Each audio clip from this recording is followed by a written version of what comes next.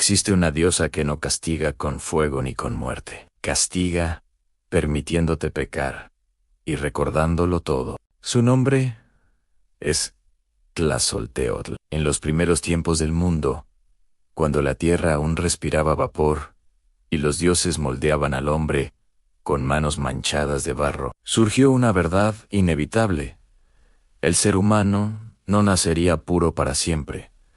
Nacería con deseo. Y donde existe el deseo, existe la culpa. Para vigilar ese equilibrio nació Tlazoltotl, la devoradora de inmundicias, señora del pecado y de la purificación. No fue creada para destruir a los hombres, sino para observarlos y probarlos. Tlazolteotl emergió del caos primordial, cuando los dioses se dieron cuenta de que ni siquiera ellos podían controlar los impulsos del corazón humano. Mientras que Quetzalcóatl entregaba el aliento vital y Tezcatlipoca sembraba el conflicto, Tlazolteotl aceptó una tarea que ningún otro dios quiso: cargar con la suciedad moral del mundo. Su nombre significa comedora de basura, pero esa basura no era física. Eran las mentiras, los engaños, las traiciones, los deseos prohibidos y los pensamientos que jamás se pronunciaban en voz alta. Todo aquello que corrompía el espíritu humano terminaba en su boca. Los antiguos mexicas la conocían también como Exquiunan, la de los 4 rostros. Podía manifestarse como una joven de belleza irresistible, capaz de despertar pasiones incontrolables, o como una anciana encorvada, con la piel oscura y arrugada, símbolo del castigo inevitable. Nadie sabía qué rostro mostraría, pero todos sabían que siempre estaba cerca. Tlazolteotl no perseguía con armas ni con ejércitos.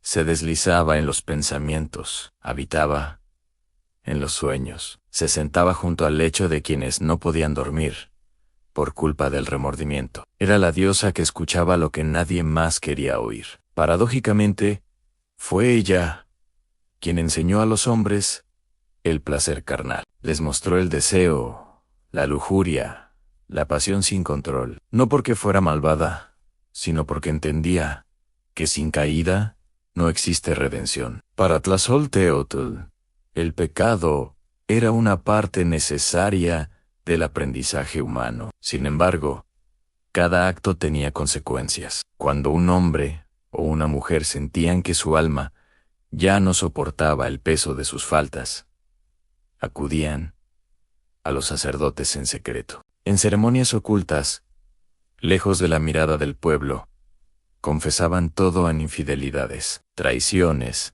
juramentos rotos, actos impuros. Nada podía quedar oculto, porque Tlazolteotl ya lo sabía.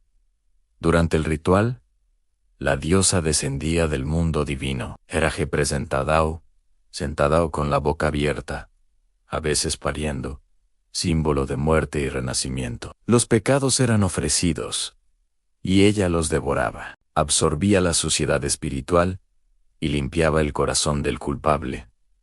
Pero su misericordia tenía una regla sagrada. Tlazolteotl solo perdonaba una vez en la vida. Quien, después de ser purificado, volvía a caer en los mismos pecados, ya no encontraba absolución. La diosa no regresaba. El castigo no era inmediato, pero era seguro en enfermedades inexplicables, locura, desgracia o una muerte lenta y silenciosa.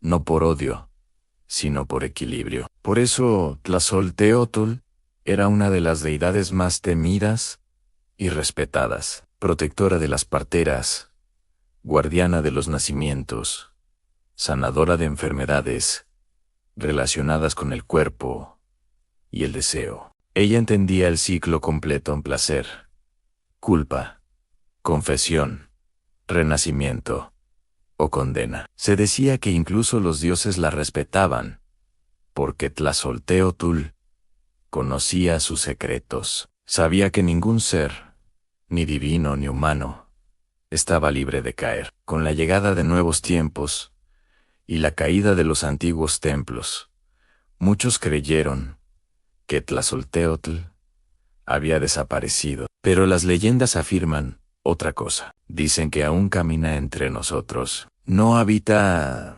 pirámides ni recibe ofrendas de sangre. Vive en la culpa que despierta a medianoche, en el deseo que no se puede controlar, en la voz interior que repite: nadie lo sabrá. Y luego pregunta: ¿y si alguien sí? Porque Tlazolteotl no olvida, observa, espera. Y cuando el último ser humano crea que puede pecar sin consecuencias, la devoradora de inmundicias volverá a abrir la boca para recordar que toda falta tiene un precio. ¿Y te gustan los mitos prehispánicos, las leyendas antiguas y los dioses olvidados de México? Sígueme en mi canal y acompáñame a revivir las historias que el tiempo intentó borrar. Antes de los grandes imperios, antes de los ejércitos y las coronas, hubo guerreros que no luchaban como hombres, sino como dioses, cubiertos de piel de jaguar, cuando el mundo aún estaba húmedo y joven, cuando la selva cubría la tierra como un manto eterno, y los dioses hablaban a través del trueno y la piedra, surgió la primera gran civilización de Mesoamérica, los olmecas. Ellos no dejaron códices escritos, pero sí mensajes tallados en piedra, rostros colosales y figuras imposibles de olvidar. Entre todos sus misterios, ninguno fue tan temido ni venerado como el de los guerreros jaguar. Para los olmecas, el jaguar no era un simple animal, era el señor de la noche, el guardián del inframundo, el dueño del poder invisible. Veía en la oscuridad, caminaba entre mundos y cazaba sin ser visto. Representaba la fuerza primordial de la tierra misma. Convertirse en jaguar no era un honor, era un destino. Las leyendas más antiguas hablan de un tiempo en que una mujer humana se unió a un jaguar divino nacido de la montaña y la cueva. De esa unión surgieron los hombres jaguar, seres con rasgos felinos y espíritu humano. Estas figuras, talladas en piedra por los olmecas, no eran monstruos, sino ancestros sagrados, prueba de que el poder del jaguar podía habitar en el hombre. Con el paso del tiempo, ese linaje se transformó en una casta guerrera. Así nacieron los guerreros jaguar olmecas, protectores del orden cósmico y del poder político religioso. El entrenamiento comenzaba en la infancia. Los niños elegidos no eran los más fuertes, sino los que mostraban resistencia al miedo. Eran llevados a la selva durante la noche, obligados a permanecer inmóviles, mientras los sonidos de jaguares reales rodeaban el campamento. Quien huía jamás regresaba al camino del jaguar. A medida que crecían, aprendían a cazar en silencio, a moverse descalzos sobre espinas y barro, a resistir el dolor sin emitir sonido. El hambre era parte del entrenamiento, el silencio, una ley sagrada, el miedo debía ser dominado, no eliminado. El rito final ocurría en cuevas profundas, consideradas entradas al inframundo. Allí, bajo efectos rituales de plantas sagradas, el aspirante enfrentaba visiones. Si el jaguar lo aceptaba, sobreviví, ansí. La selva reclamaba su cuerpo. Desde ese momento, el guerrero nacía de nuevo. Ya no era solo humano. En la guerra, los guerreros jaguar no formaban filas, ni atacaban de frente. Su estrategia era el terror ritual. Atacaban al amanecer o en la noche, emergiendo de la selva cubiertos con pieles de jaguar, máscaras con colmillos y cuerpos pintados. Sus gritos imitaban rugidos. No buscaban matar rápido, sino quebrar el espíritu del enemigo. Se movían como sombras, atacando desde varios puntos, desapareciendo y regresando. Para los pueblos rivales, no eran hombres, eran demonios de la selva. Las batallas no solo eran por territorio, sino por equilibrio.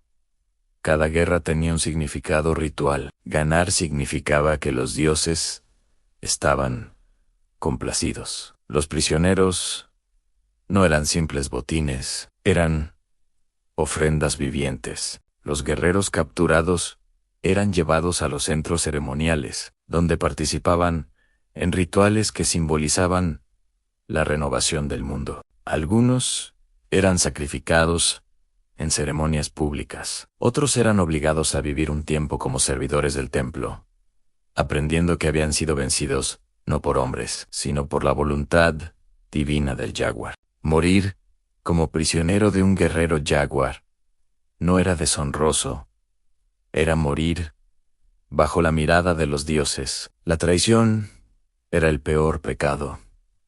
No existía perdón. El traidor era llevado a la selva, atado y marcado con símbolos prohibidos. No era ejecutado de inmediato. Se le abandonaba para que enfrentara la noche solo. Si sobrevivía, era considerado maldito.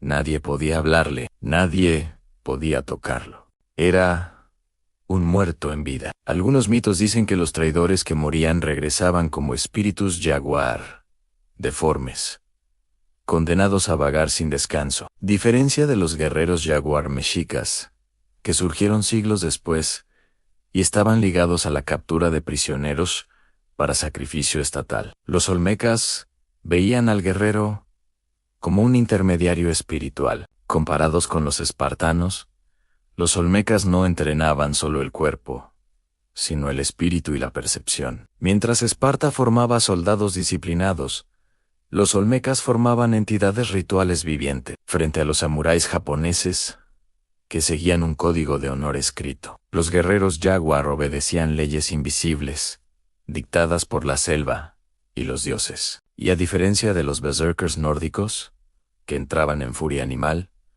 los olmecas no perdían el control, se convertían conscientemente en jaguar. Si te fascinan las leyendas prehispánicas, las batallas míticas y los guerreros ancestrales de México, sígueme en mi canal y acompáñame a despertar las historias que la selva y el tiempo aún protegen. Hasta la próxima, sobrinos. Y recuerden, mientras alguien escuche, la leyenda vive.